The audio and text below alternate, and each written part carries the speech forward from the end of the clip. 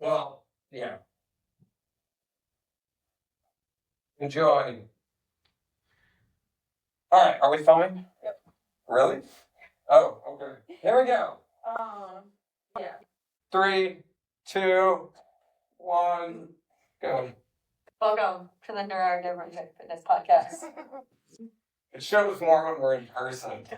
It definitely does. Mm-hmm. I'm Megan. I'm Ryan. And we're going to talk about equipment today. Yes. Well, the last episode we went through movement patterns that are involved in the human movement method. And so if you want to cover that and like get into gait assessment as well, go to the last episode. Yeah. And now we're going to talk about how you can take those same movements and use them with different equipment and why you might want to do that. So to make this really clear, when we're talking about human movement method, right now there's about 6 programmed phases. So phase 1 through 3, what we do is we look for the imbalances and we solve those things. And then we take those larger human patterns and we start to apply them to different implements. And so in this particular case, each one of them has different advantages. Now, in the modern gym environment, we often see barbell training, dumbbell training, and then isolation machines. That's pretty common. And then if you're in a more alternative sector, like a CrossFit gym or a functional gym, you'll start to see things like kettlebells, sandbags, and things like that. So primarily, when I'm working with clients on phases like 4 through 6 in my system, we are often working with things like resistance bands, dumbbells, and kettlebells. And then if a person wants to load heavier outside of that, we start to look at things like landmine barbell progressions and sandbags. I really enjoy odd objects because an odd object is typically something that is not symmetrical. And like a dumbbell is well balanced, it's beautiful, it's symmetrical, it's really user friendly. Everybody understands how a dumbbell works. It comes with a handle, it makes sense. So there's that's great. Sandbags, less so. There's no handle. Where do I pick it up? Where do I pick it up from? It's How do I awkward. grab it? How do I hold it? Right. Will it punch me in the gut as I carry it? Yes. So there's a variety of loading patterns with all of these. So same thing now if we look at a kettlebell. Kettlebells are a really classic odd object, and they teach something called ballistics. So ballistics is understanding that I am going to time my movement with an object. So most people know of a swing, your basic standard 2-legged kettlebell swing. And this is where I'm going through a phase of contraction, and then it's loose, and then I'm catching it and going back out again. But there are specific timed things that go into that in terms of when you want to use particular muscles, where you want the equipment to be at. Yep, exactly. And so there's a sequencing issue that goes with that. It's like dancing. It is very much like dancing. So a lot of the time when I'm working with clients, instead of doing these static square stance positions where we're doing your standard old school clean and press, I would often look at these in gait-based pattern where we're operating more contralateral, unilateral, working on this global position. What I do with clients is that each one of these, I make them do a pop to add to a dance move. Is that right? No, I'm I was like, that was pretty I'm cool. watching though. So it's about global awareness, and that's what kettlebells are really good for. So if we look at it, think of it this way. The kettlebell is to the dumbbell what the sandbag is to the barbell, basically. Barbells are very stable, very solid, very balanced, unless you decide to do landmine training. Now, the value of... Or you make it uneven. Yeah, or you make it very uneven. The value of these types of implements is that you can, they're very accessible. They're easy to store. You can have them at home. They're really handy that way. And you can get a lot of really dynamic, positive recruitment out of these by changing the complexity and the balance. So one example of that I give people at home, like let's say you only have a 20-pound dumbbell at home. You can do a lot with that. One, because you have holds, okay? Great. So you're doing a lunge with a 20-pound dumbbell, right? Bang, just like this. And then all of a sudden you add a 4-second hold at the bottom. That's a different exercise. Completely different. And the thing to remember with all of this is that your body doesn't know the difference. All it knows is that things need to be on tension. Resistance of any kind, or what we also refer to as intensity of any kind, is simply the body's need to resist an external force. That's it. Resistance training. That's it. It's resistance. So can it be a band? Yes. Yes. Can it be a sandbag? Yes. The thing that changes with all of these is loading style. Am I axially loading? When I pick this up, is it loading my spine? This is axial loading in this case. If it was on your shoulder, it would be. Right. If it's on my shoulder, I'm still axially loaded, but I'm oddly, I'm either contralateral, ipsilateral, balanced. When I'm holding this weight, I'm axially loaded, but I'm not axially loaded in a heavy way. It's not like when you put a barbell on your back and it's literally sitting on your spine. So there's a distinct difference between a sandbag front squat here, where I'm sitting down into position and coming back up, versus having a barbell on my back. They're just totally different monsters. And the way that you load is different because it will orient specifically with the squat, your upper body. So like the weight is not pulling you forward. You're using your arms to manipulate where that weight is at. Mm-hmm. With a back barbell squat, your weight is in a totally different spot. It also causes different shearing flexion on the spine. So front squats, they're harder, but they cause a much higher degree of core recruitment, for example. So when I work with clients that want to load heavier, we typically will load heavier odd objects. Mm-hmm. When it comes to landmine, most people, when they do landmine work, you see them often set up, and they're basically just doing a different way to load the same thing they were already doing, like a squat. So I could do a goblet squat with a kettlebell in front, or I could do the exact same thing with a landmine. Where, since I prefer contralateral and ipsilateral style movements that we typically load in gait-based pattern. Just to remind people, contralateral, opposite sides, ipsilateral, you're loading same side. Right. So if I'm going to work with a landmine, it's because I'm going to want to load heavier. So I'm going to get into a position where I'm working on a row from a contralateral stance here, versus what most people do is they load it really heavy and go from here. So it just depends on the style of training that you want to do, and since my personal preference is going to go in the direction of functional gait-based movement, I'm going to set up here. I can be doing a row, I can be doing RDL, I can be taking the same motion and working on simply lunging. Ipsilateral, where I'm coming up and down, or I can be doing it from the other side, where I'm working on being in position, touching ground, and coming up. But again, I can load way more resistance on this bar. And also you're using one side. Right.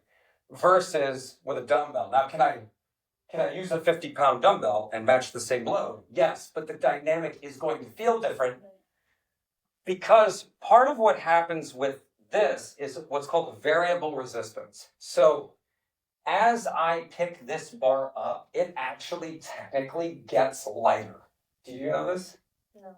So as I pick the bar up, Okay. more of the weight goes from being here to pushing down on the fulcrum on the center. Yeah, because of wait, no. Yeah, so imagine, okay, so let's say Oh, I get it. Yeah. I take this up and I get it in a position. Yeah. So from here, it's heavier on my shoulder than it is here. Because here, the weight is going into the base. Yeah. Here, the weight's more on me. So I'm running in the direction of... Oh, sorry, it's to the ground. Yeah. Yeah. So that's a variable resistance. Now, the same is true for a band. Yeah. So let's say I take a band and I'm doing, I'm going to be doing presses. So from here, I'm pressing forward and I'm coming back. Well, it's lighter here than it is here. So in this way, the variable resistance from the band is the exact opposite of what it is here. And this is the value of changing loading styles, is that each one has unique benefits. Mm-hmm. And in this particular case, one of the things I love about working with bands, and I work with them all the time, is that you actually can load very heavy with bands. And if you slow down, and instead of just repping, instead of trying to just do reps, you're really working on getting all of the mechanics in the right place and coming back and really working on what we call time under tension. If you really focus on time under tension, bands are incredible. And this is why I love these exercises for dancers specifically. Because when you're dancing, the same thing is not happening in the same motion. You're not always going to go, huh. Because what's going to happen is that there's other people next to you, you're moving around, the move is not always the same. No. So what that means is that your resistance or what you're going through, you're not necessarily getting, unless someone's like hitting you on stage or whatever. But it's going to change. And so you have to know who you are in space. Right. And the bands, you're out here floating, and you have to understand that if you go here, it's going to be different than if you're like, and take it through. Right? Exactly. And with the bands, what you find is if I'm on the balls of my feet and I'm doing these motions, We talked about this in the last episode too. I'm going to be in a position where, because I'm doing a global movement, meaning I'm using every joint in my body, some of my muscles are going to be devoted to stabilizing me, Yeah. while other muscles are going to be devoted to producing energy. And this is the way you move in real space, which is different than like an isolation machine. Now, I'm not going to say that isolation machines are bad, because they're not. They're really good for helping people maintain muscle tone if they have really specific things that they need to worry about. But when it comes... It's just isolated. Yeah, it's just isolated. So when the body then has to move in a coordinated fashion in space, With other muscles. with other muscles, they need to learn how to work together. And so certain types of movements need to load that. A dumbbell's a really great example, a dumbbell's a really great example of how we can take a static load and we can make it a slow, controlled movement. We can also take the exact same dumbbell, for example, and we can turn it into a ballistic movement where I'm swinging and moving through different ranges. And there are moments where I'm in control of it, and there's moments where I'm not. Momentum! So from here, I'm in a good spot. I'm stable. I was able to transition my body through space that way without a problem. This is the style of training that we want to work with. The same thing. So this is why when I work with clients, particularly online, we work mostly with bands and dumbbells, is because they're cheap, they're small, they're mobile, Yep. They don't take up a lot of space, you can get a resistance, we have full sets here, but... Also, like, when you're traveling too, like, the chances... Yeah. Yeah. You're, like you're saying, in a hotel, doesn't matter dumbbells. Also, like, finding objects that are heavy. Right, so it's important to understand that most of the time in the fitness world, the conversation we're having is muscle-centric. How do I load the muscle, Make it bigger. make it bigger. Like when you listen to a lot of fitness podcasts, a lot of the research is about how do I get as strong as possible? How do I get as big as possible? And in reality, that's fine. Yeah. If that's your thing and that's your hobby, do that. That's not my thing. My thing is, how do I have the best possible faculties for lifelong survival and freedom? That's kind of my thing. So for me, that's about balance, coordination, speed, power, endurance, because strength itself is not a singular quality. It's actually an amalgamation of many qualities like coordination, mobility, balance. If you don't have good balance and you don't have good coordination, you might be able to move the weight, but it's probably doing damage somewhere that you do not want it to do. I think about like longevity when it comes to functional things throughout daily life. So like opening a cabinet, walking, carrying groceries, all of that stuff. Not one of those things is just like you're gonna have to take the thing, move it somewhere else. Yep. Even brushing your teeth, like it's not a heavy weight, but you Right. still have to have coordination and understand where you are in space when you're doing it. Mm-hmm. Well, it's really funny too. So let's talk about osteoporosis real quick, because the argument is that you need to load your skeletal frame in order to produce enough resistance for the microfractures to occur so that you don't develop osteoporosis and you have essentially like calcium remodeling in the bone. Okay, tell people what osteoporosis. Okay, so osteoporosis is when you don't have enough calcium in your bones and they become brittle as you age and they break. Yeah, and essentially like the density inside, it just like the density. Yeah, you lose density in your bones. Oftentimes you hear it described as weakened bones. Yeah.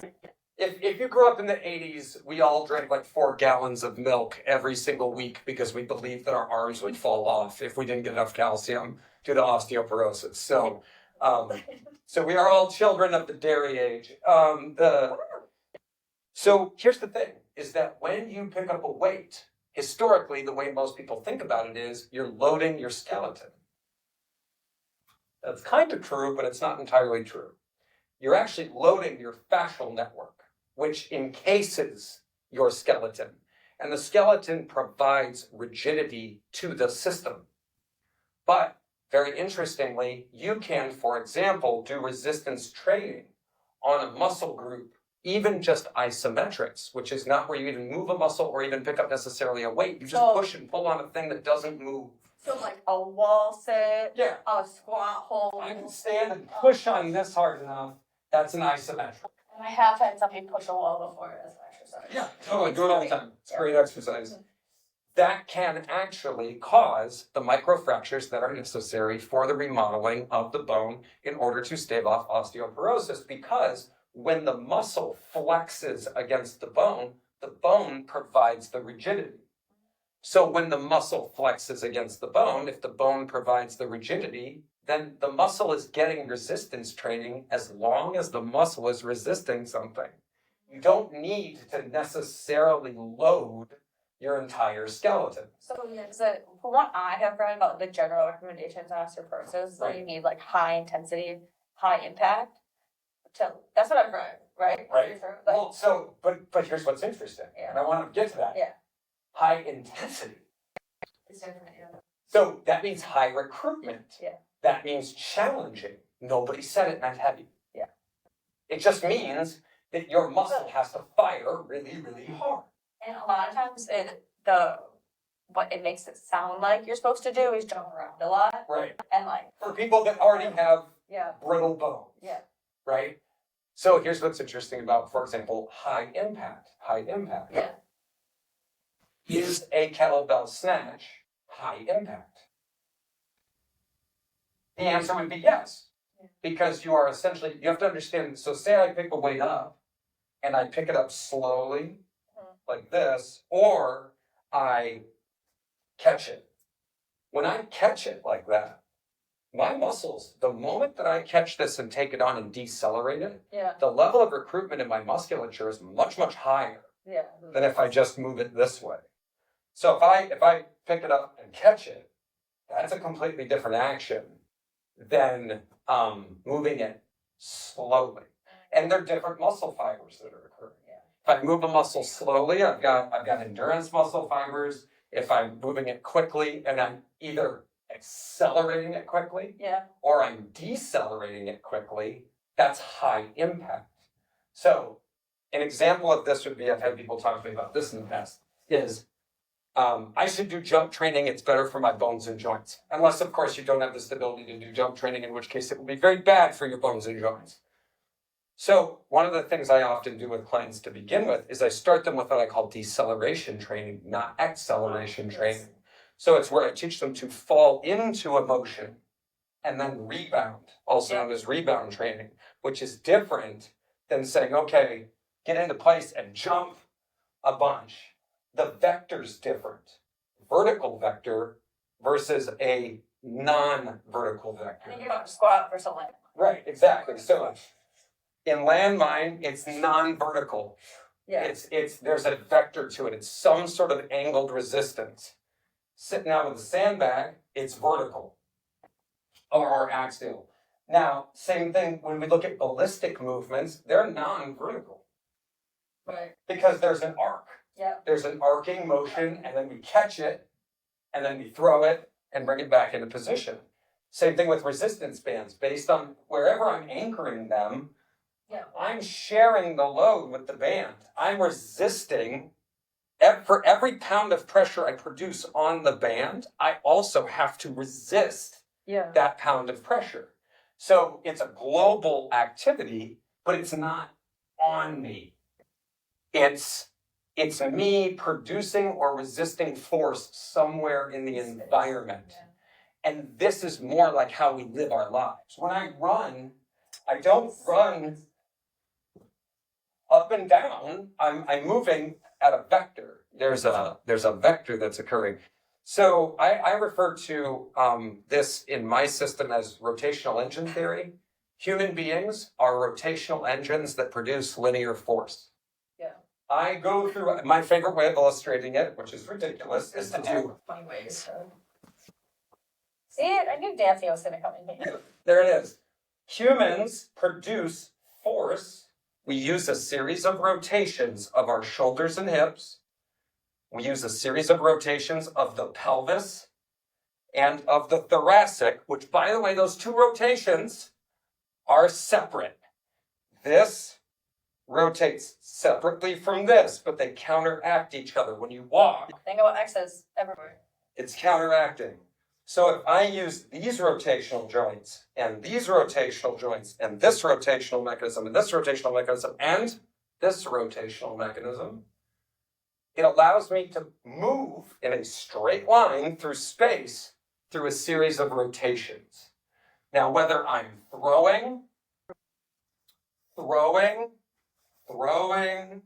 or whatever, even if I'm climbing or crawling, I'm using a series of rotations in order to move through space in a line. So therefore, in my personal opinion, our training should be that way. We should be training rotationally as much as possible. And so even when we load even when we're using large weight, we want to be using it in such a way that it's essentially a rotation. I'm throwing it over the body in a way that's a contralateral movement, not necessarily a It might look straight. Yeah, There's a lot more going on. Essentially what you're saying. I mean, it's the same thing when you're talking about walking too. Like the outcome is straight, but like the amount of pieces that are playing a role to then counteract each other are completely not straight. Right, and the downside to this is, from an industry perspective, is that it is a high level of entry. It's a high level of entry. You have to learn how these implements work. You have to understand how the body works. Now, that's really why we're trainers and we nerd out about this stuff. And so ideally, realistically, what you'd want to see is more trainers better at that. So that they can translate it to the client. The problem is that it's just way easier to have people do this 100 times. and their heart rate gets up and they sweat and they're dying and that's great. And they're like, wow, I got really great, but there is there's kind of a sunk cost fallacy in this, in that like, well, this is the way we've done it, so this is the way we need to do it. Otherwise, we'd have to admit that there could have been something else. Yeah, and there are places for all those exercises. Absolutely. Like, we're not saying that those are not part of the process, No. Especially when you're first starting out too. Like doing those very traditional exercises, they do the job. Yep. And they're easy to understand and they're easy to do, right? So we're not saying that. But when it comes to imbalances in the body that will happen, mostly if you keep doing those exercises, like understanding why and like how to work with them is like what we're kind of getting at. Yeah, because the trick is it's not about short term. Yeah. Humans are designed to move actively lifelong. Yeah. So, like, the goal is to move actively and dynamically lifelong. And the question is, at what point do we stop moving dynamically and start, quote, exercising? And that's really the question. I personally believe that you should, so there's studies that have been done that say, okay, you go to your HIIT workout. I'm just using something random. So you go to your high intensity workout and you work your butt off and you're sore and you burn so many calories and you feel so good about it. Studies have shown that you will now eat more and move less the rest of the day. So if I'm going to wind up eating more and moving less the rest of the day because I worked really hard in a 45-minute class, am I and I run a higher risk of injury because of the high intensity of that class, because I have a lower skill level, what is my likelihood that long term this is going to work out for me? Yeah. Not high. I asked someone who just went through a phase that was just like that. Yep. And it's useful. It's super useful in understanding how movement works and the capacity of your body. However, like what I found is exactly what Ryan just said. And what comes with that is, even if you, like, I would not consider myself a beginner, but the injury is still high, like the injury, like I have injuries, but the thing that happens is that you do move less and then your body's not able to recover as well, especially if you're doing it over and over and over and over again. Where if you tone it down just a tiny little bit, it doesn't even have to, you could still get, like, we're not saying you're not supposed to sweat and like be tired after these workouts. What we are saying is that taking yourself to complete obliviation. Yeah. I like obliviation. We're making words up. Like, that's every single time, every single day is not necessary unless you have a very specific goal to compete in XYZ sport. Even when I was powerlifting and we were running conjugate method on a regular basis, for those of you that don't know, look up conjugate method, Louis Simmons. It's CrossFit's kind of doing a version of conjugate now. And it's where we would max out on upper body, max out on lower body. That was Monday, Tuesday. We rest on Wednesday or have an active recovery day, meaning we do foam rolling or walking. And then we would do speed, meaning that we would do 10 sets of 3 at 40 to 60% of whatever the primary lift was on Monday, Tuesday. And then and in both of those, 10 sets of 3. Oh, okay. And they were typically on time. Oh. So it would be like 90 seconds go by, you do your 3, 90 seconds go by, and then you do accessory work. Yep. So those workouts used to take me an hour and a half at that time. Like that was easily, my power days were more like an hour, my speed and accessory work days were more like an hour and a half. But again, I didn't do anything outside of that. Like, that was my sport, that was what I did. There was nothing else. Have you seen there's a couple people on the internet who are starting to create content like this, where they're like, I am a fitness influencer. Guess what I do all day? This! And like, guess what else I don't have to worry about? Kids, a life. Yeah. I don't do anything else. Like, anything else, there's a really good fitness influencer who is starting to talk about this and like how some of these people who are providing insights into like what they do and like their recommendations and all this stuff are completely unrealistic for like there's a typical person who is not trying to be a fitness influencer. Right. And this is why, like, even in my own training and when I work with clients, I'm not saying you shouldn't do high intensity work. Yeah. I definitely have a phase for that. But once people graduate into the upper level of my program, we run in 12-week cycles, which means you go through a 12-week calibration phase, you go through a 12-week strength phase, you go through a 12-week ballistic phase, and you go through a 12-week like rebound and plyometric or performance training phase.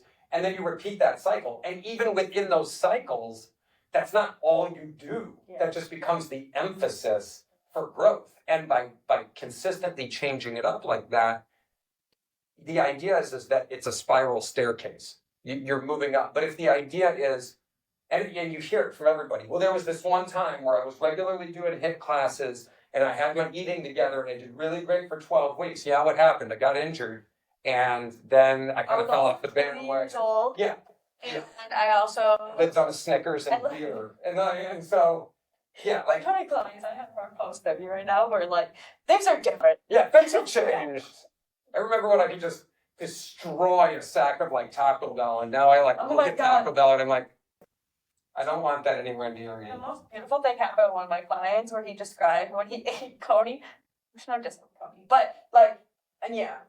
In Detroit, Coney's. Yeah, I love the memory of Coney. My stomach does not love Coney. The memory of Coney. But he was describing how he went to Coney. He was like, I was done. Yeah. I was like, I just want to congratulate you on getting to a phase where you have been eating right for a very long time, that your body will take you out. I just had a client come back from a trip, and we went through it yesterday. We were going through the nutrition work. And I was like, notice that when you're at someone else's house, how much of this is just straight up products. Like we were going through their nutrition list, and it was just product. You mean like product. Processed food? Yeah, but it's healthy. It's healthy processed food. Healthy processed. I just want to let everyone know that unfortunately, the frozen meals that you get from Trader Joe's not healthy. No, not better. not better. Not better. Or like they will make you feel better by the label. Yeah. Like they're tiny little bit better than other frozen, but no. The best frozen that you can get is when they're made fresh from like a meal prep, a local meal prep place. My favorite thing to see show up on people's nutrition lists is the protein pancake. That is probably my new favorite attempt at being like, we put whey protein in Bisquick for you here. Did I ever tell you about the protein pancake feelings I have? No. So I had this roommate. Welcome to the Nerd. So I had this roommate one time, and the Kodak protein pancakes. That's the one I'm talking about. Yeah. So he would make these pancakes every single fucking day, okay? And not only did he make them every day, which was like, okay, fine, you want to eat pancakes? Eat pancakes. Eat pancakes. What is not cool is that the powder is in every single inch of the kitchen. Oh, yeah. The spices, the pan, the dishes. Like, how are you even getting the powder there? I don't understand. But I cannot to this day eat this. It's no. Somehow we have to get back on track here. But the idea ultimately is that we need behaviors and methods that are sustainable. And pancakes every day is not one of them. No, it's not actually going to get you to your goals. The thing is that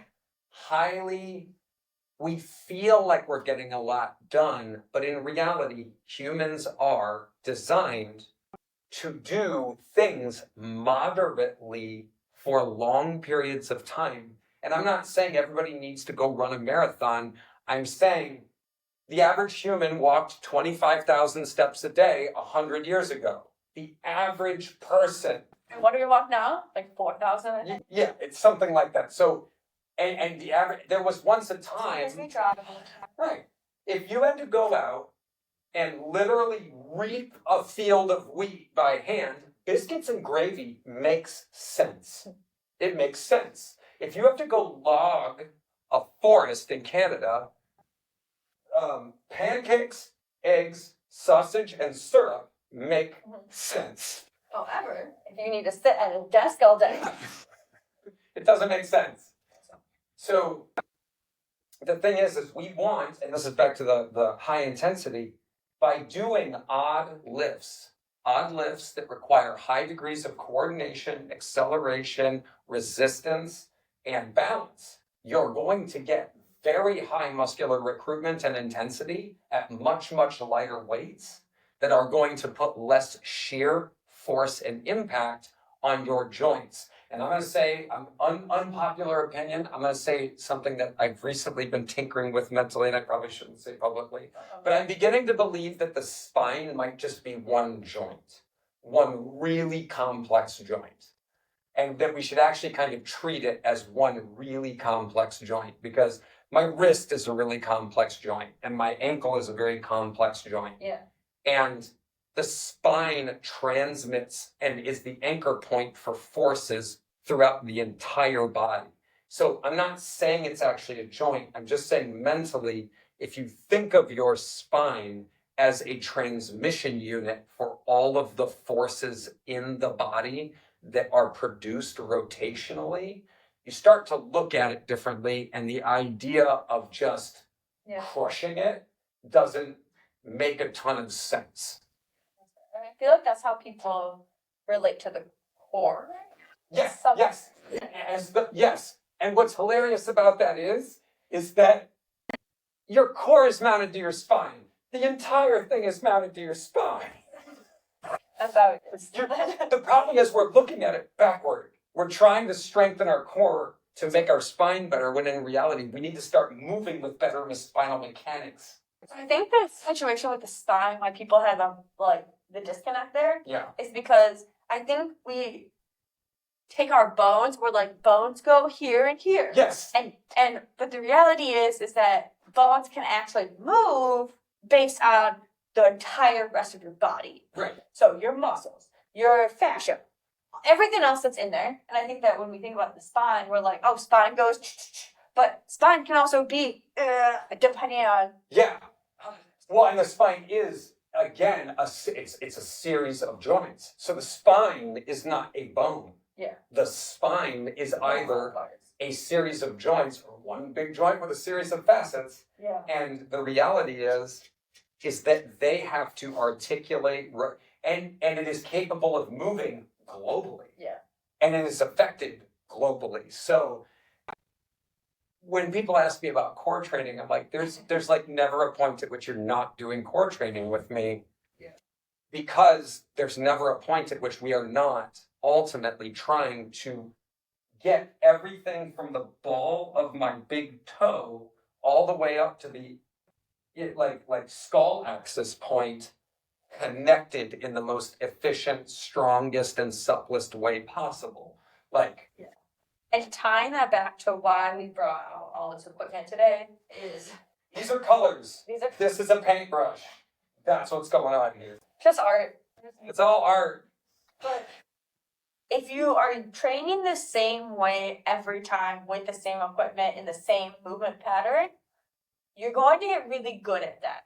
Yep. What you're not going to get good at is everything else. So you want to vary your equipment just like you want to vary your loading. So when we're talking about where you anchor things, how you hold things, front, back, side, whatever it is, you want to vary it because that is life. Well, and even to your point, you want to vary your diet. Yeah. You don't want to, yes, chicken and rice and broccoli works. If you just want to eat that for the rest of your life, feel free, but there aren't many people that accomplish that. And broccoli is where you're getting a certain amount of vitamins, and the only vitamins you're going to get are just that. Yeah. You're stuck to that when in reality you need a lot more. Right. So we are complex creatures. Our world is dynamic and constantly trying to pare things down to the simplest point so that I can find the minimally effective dose to get the maximal benefit, so that way I can pack more and more of these things in. Believe it or not, we managed to get this far before all of that. And the truth is, humans have actually been training for a long time. Yeah. And And typically those types of training, historically, we see go back to these kinds of patterns. This is a very small period in history. So ideally, what we'd like to see in all of this sciencey talk is just making the argument that maybe there is a more effective lifelong way of exercising that doesn't put us in the training or rehab camp, but actually says, no, we're constantly adjusting and recalibrating and making up for any deficiency that we may have developed in the previous cycle. We're always looking for and this helps us long term age better, feel better, live better, run better, Move better. move Yes. better. It also makes us less dependent on the medical system if we can manage it. And we all want that. And I think anybody that doesn't want to be dependent on it, and that if there's any way that you can lessen your dependency on it, the more agency you're able to live with in your own life.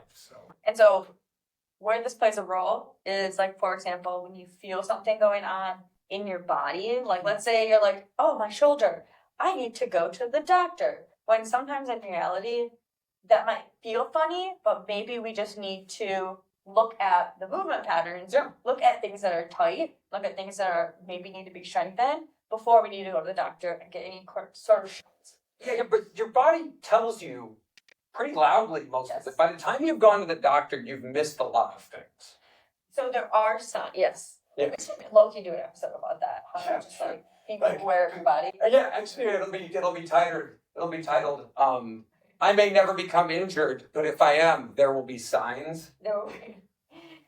Like, We could just be like, how to not get to the doctor. yeah, well, and the thing is that Some things are necessary. We know this. well, and Like doctor surgery stuff. But injury in life is inevitable. Yeah. Like actually, we are all future disabled people if we live long enough.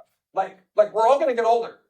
And the idea is we shouldn't resist that concept. We should actually embrace the idea that I want to maintain the best function I possibly can for the longest period possible. And we don't need to accept at 40 some years old that, well, I guess I just don't run anymore. wild too is that like when you're sitting at a desk, you're getting far less messages back from your body Oh, yeah. on what's going on in your body than if you're moving on in a constant active like if you're an active person throughout the day. Because like when you're going to like lift things up, you're feeling when you're going to push things, you're gonna move things over here. Your body's constantly giving you information back on what it cannot do, what feels good, what doesn't feel good, what is a little bit out of place. But if you're just sitting in the same spot all day, you're not. Right. And instead of viewing exercise as this Catholic penance by which I exercise calories from my body, and instead I look at it from the perspective as a constant check-in with myself, and I'm constantly calibrating the system. I'm constantly fine-tuning and building on myself, not flatulating myself for eating a Whopper or whatever. Like, they're really different ways of approaching it. And so I highly recommend to everybody, again, if you'd like to learn more about this, I'm sure there are other diatribes we've gone on online. But the point ultimately being that vary what you do, and in every way, load, tool, implement, style, but do it in a reasonable way. And if you don't know how to do it, find someone that will help you learn. Or Leave us a little note. yeah. Put a little comment in there. Yeah. We look at those. We respond. Yeah. And we also know other trainers that are doing similar things. So if we're not in your area or you don't want to work online, you can always work with somebody else. And if you're a trainer and you want to learn more about this stuff, get in touch with us. We will help you understand it. If you're in Michigan, in Detroit, Ferndale area, come talk to me. Come see me. Come hang out. Let's talk about the body. And if you're in Eastern or Central Europe or the Detroit area, come see me. Come talk to me. I will. Depends on what time of the year it is, but I'll be in one of those places. Thank you for sticking with us through this episode. If you made it to the end, you Yeah. deserve a medal. You really do. Yeah. Please leave a comment if you made it.